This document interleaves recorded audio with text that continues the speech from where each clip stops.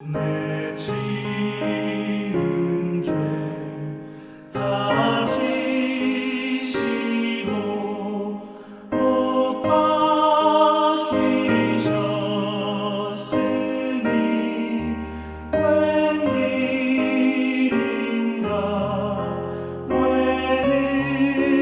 은혜인가 그 사랑 크셔라. 전능하사 천지를 만드신 하나님 아버지를 내가 믿사오며 그 외아들 우리 주 예수 그리스도를 믿사오니 이는 성령으로 잉태하사 동정녀 마리아에게 나시고 본디오 빌라도에게 고난을 받으사 십자가에 못 박혀 죽으시고 장사한 지 사흘 만에 죽은 자 가운데서 다시 살아나시며 하늘에 오르사 전능하신 하나님 우편에 앉아 계시다가 저희로서 산자와 죽은 자를 심판하러 오시리라. 성령을 믿사오며 거룩한 공예와 성도가 서로 교통하는 것과 죄를 사하여 주시는 것과 몸이 다시 사는 것과 영원히 사는 것을 믿사옵나이다. 아멘.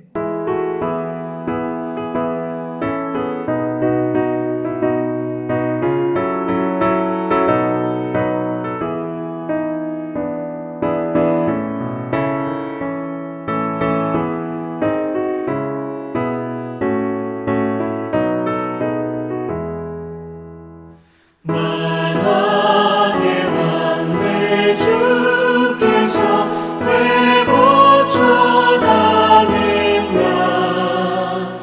이 벌레 같은 날 위해 그 보혈을 흘렸네. 십자가 내가 처음 볼 때에 나의 맘에 큰 고통 사라져. 오늘 믿고서 내 눈 밝았네. 참내 기쁨 영원하도다. 주 십자가 못 박힘은 속죄함 아닌가. 그 긍휼함과 그 은혜 말할 수 없도다. 십자가 내가 처음 볼 때에 나의 맘에 큰 고통 사라져. 오늘 믿고서 내 눈 밝았네. 참내 기쁨 영원하도다.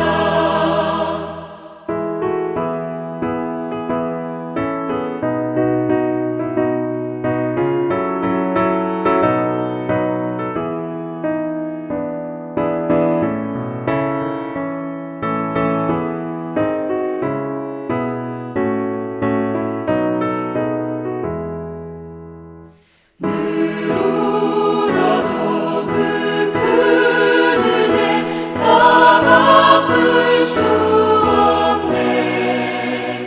나 주님께 몸 바쳐서 주의 일 힘쓰리.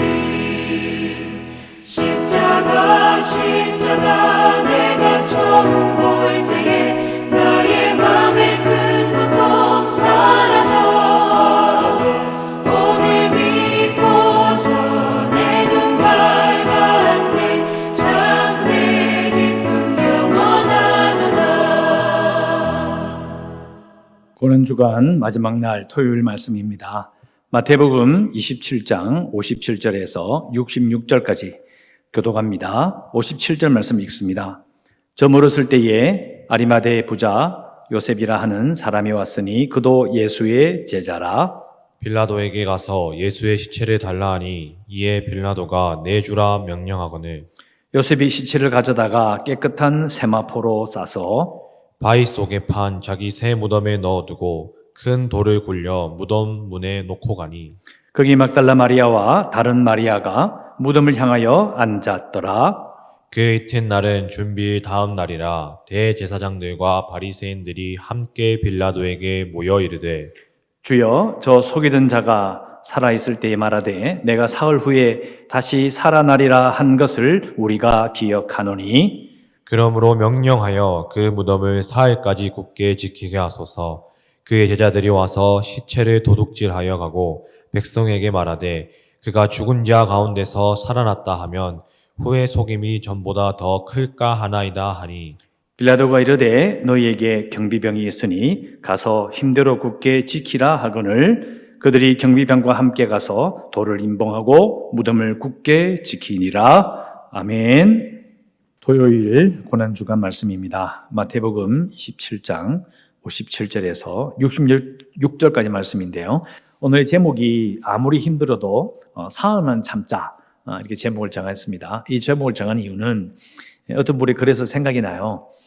어려운 일이 있어도 예수님도 사흘 만에 부활하셨는데 사흘만 참으면 괜찮지 않겠느냐, 아니면 이 고난도 이 고통도 견딜만 할 것이다 라는 그런 글을 읽어본 적이 있습니다. 그래서 아무리 힘들어도 사흘만 참자, 물론 완벽한 그런 적용은 아니지만 그래도 예수님의 고난을 기억하는 아주 좋은 적용인 것 같습니다. 오늘 말씀을 보시면서 읽은 말씀에는 아리마대 사람 부자 요셉이 나오고 그 사람이 예수의 제자라고 57절에 분명히 적혀 있습니다. 그리고 빌라도에 가서 예수의 시체를 달라고 했고 빌라도는 내어주고요. 요셉이 시체를 가져다가 깨끗한 세마포로 싸가지고 바위 속에 판 자기 소유의 무덤에 넣어놨다고 되어 있어요. 그리고 거기에 이제 막달라 마리아와 다른 마리아가 무덤을 향하여 앉아 있더라. 그러니까 앞에 가서 앉아 있었던 거죠. 부활할 주님이 나오실 것을 생각하고 있었던 것이 아니라 그 슬픔 때문에 그 슬픔을 가눌 길 없어 무덤에 앉아 있습니다. 그때에 62절 그 이튿날, 토요일 아침이죠. 안식일, 안식인데요. 그 다음 날에 나와서 대제사장들과 바리새인들이 함께 빌라도에게 모여 이르되 주여 저 속이던 자가 살아있을 때 말하되 내가 사흘 후에 다시 살아나리라 한 것을 우리가 기억한다. 자, 상황을 보면요. 이 아리마대 부자 요셉이라는 사람이 예수의 제자라는 게 다 알고 있어요. 다 알려졌어요. 빌라도에게 가서 시체를 요구하고 시체를 가져다가 이렇게 자기 무덤에 넣은 것도 이 사람들이 다 알고 있었어요. 이 공공연한 비밀이 아니고요. 이미 정확하게 알고 있었다는 것을 알 수가 있습니다. 정확하게 알고 있는 상태에서 이제 대제사장 바리새인들이 가서 요구를 하는 거죠. 요구하는 이유는 속이던 자가 살아있을 때에 내가 사흘 후에 다시 살아나리라 하는 것을 우리가 기억한다. 자, 예수님께서 말씀하셨던, 심지어는 제자들에게 말씀하셨던 그 내용들도 알고 있었어요.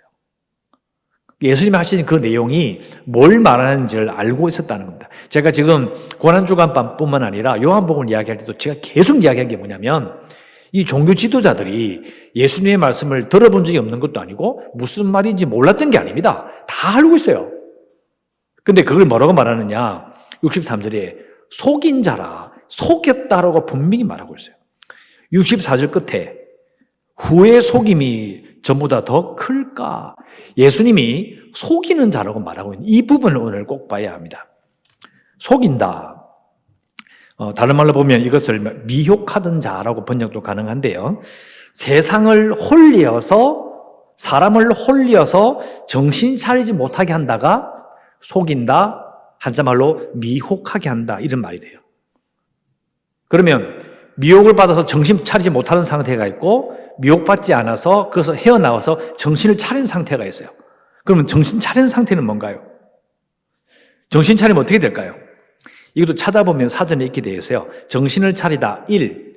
잘못이나 실패의 원인을 알아서 뉘우치며 정신을 다잡다, 이런 말이 돼요. 두 번째 사전의 뜻은 사리를 분별하다. 그러니까 예수님의 말을 듣다 보면 사람들이 정신을 다잡지 못하는 거예요. 뉘우치질 않아요. 그리고 제일 정확한 표현, 사리를 분별하지 못한다, 이런 말이 되는 거죠. 이렇게 물어볼 수 있죠. 그러면 사리는 도대체 뭐냐는 거예요. 사리를 분별하다, 이게 일이 이 어떻게 된 건지를 잘 정확하게 자기가 알게 된다는 거죠. 그게 뭘까요? 자, 이것은 반대로 말하면 이렇습니다. 대제사장들과 바리새인들이 예수님이 말씀하셨던 그 하나님 나라에 대한 이야기들을 자기들은 거기다가 그것을 동의할 수 없었던 거예요. 그렇게 될 리가 없었다고 생각했던 것입니다. 하나님 나라가 그렇게 이루어질 리가 없는데 군사적인 영웅과 같은 메시아가 임해서 로마를 밀어버려야 하나님 나라가 도래하는데 저렇게 말한들 무슨 소용이 있으며 뭐 하나님 나라를 이야기하는데 따르는 군사는 한 명도 없고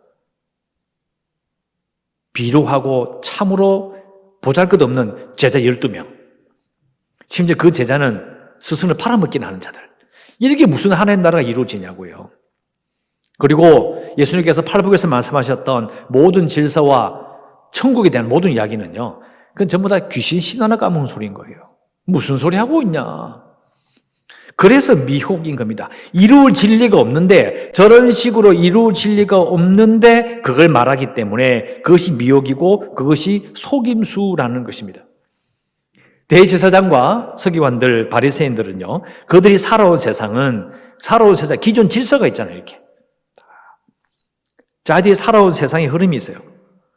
그 흐름대로 무조건 가야 되는 거예요. 왜? 그 흐름이 바뀔 리가 없고 그 흐름 가운데 예상하는 게 뭐냐면 군사적인 메시아가 와서 이걸 뒤집힐 거라는 거죠. 그런 방식으로 뒤집혀야만이 그게 진짜고 다른 방식으로는 안 된다라는 거예요. 근데 결국은 이들이 말하고 있는 이 예수님이 속이던 자라라는 부분들은요 이건 상당히 의미심장한 말이 되는 겁니다. 여러분 우리가 아까 어제 또 말씀드린 것처럼 잘 생각해 보면요 우리도 다 나름대로의 그런 생각이 있는 거예요. 이런 식으로 되어야 된다는 거예요. 이런 식으로 되어야 된다. 여러분 하나 예를 들어 보겠습니다. 미혹하는 그런 부분은 아닌데요.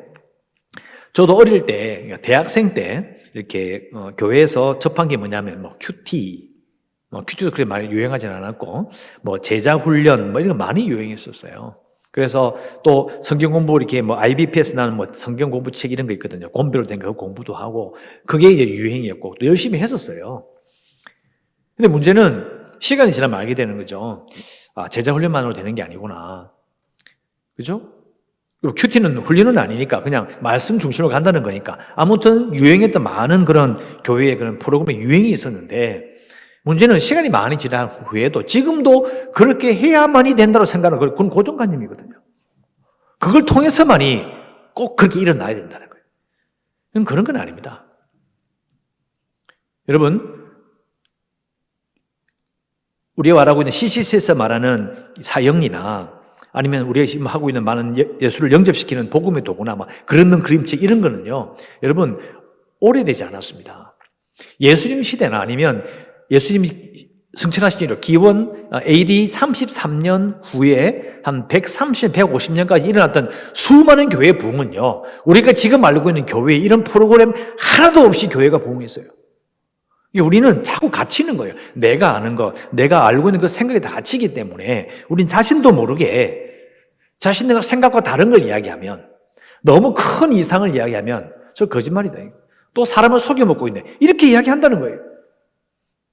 물론 정확하게 대비하면 이 대제사장과 이 바리새인들의 말과 이들이 예수님을 속였다라고 말하는 것은 좀 다를 수 있겠지만 그러나 사실 근본적인 그런 마음은 똑같은 거예요.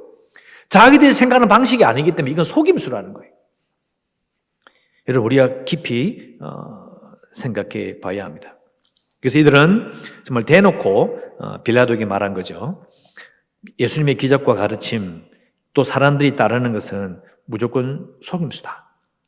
그러니까 예수님께서 하신 모든 일 전부 다 사람의 일이고 또 자신들을 이렇게 무너뜨리거나 자신들에게 손해를 끼칠 일이다. 그러니까 속임수인 거예요.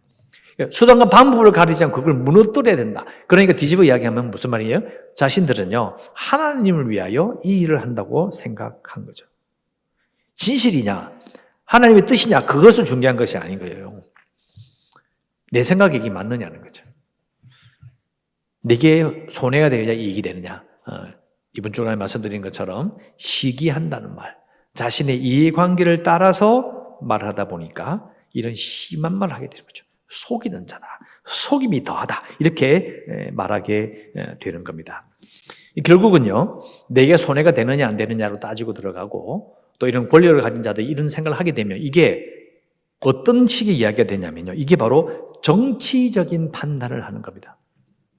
정치라는 게 왜 무서우냐? 뭐 교단 정치도 마찬가지고 노예도 마찬가지고 또 앞으로 다가오는 이 총선에서도요, 이 정치라는 게 왜 무서우냐면 결국은 자신들의 이익을 위해서 움직이거든요. 이 큰 흐름이 있습니다. 그러니까 이걸 우리가 어떻게 할 수가 없어요.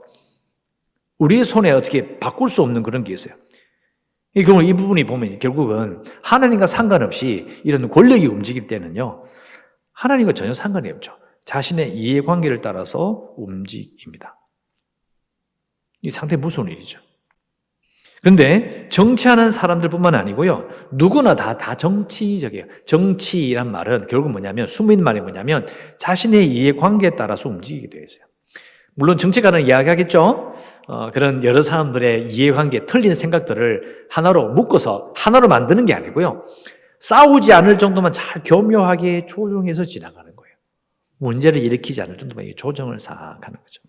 그래서 빌라도와 그다음에 대제사장들과의 신문을 가면 읽어보면 빌라도도 정치적인 선택을 하고 대제사장도 정치적인 선택, 자신의 이해관계를 따라 선택함으로 그걸 서로 조율하며 그냥 사는 거예요.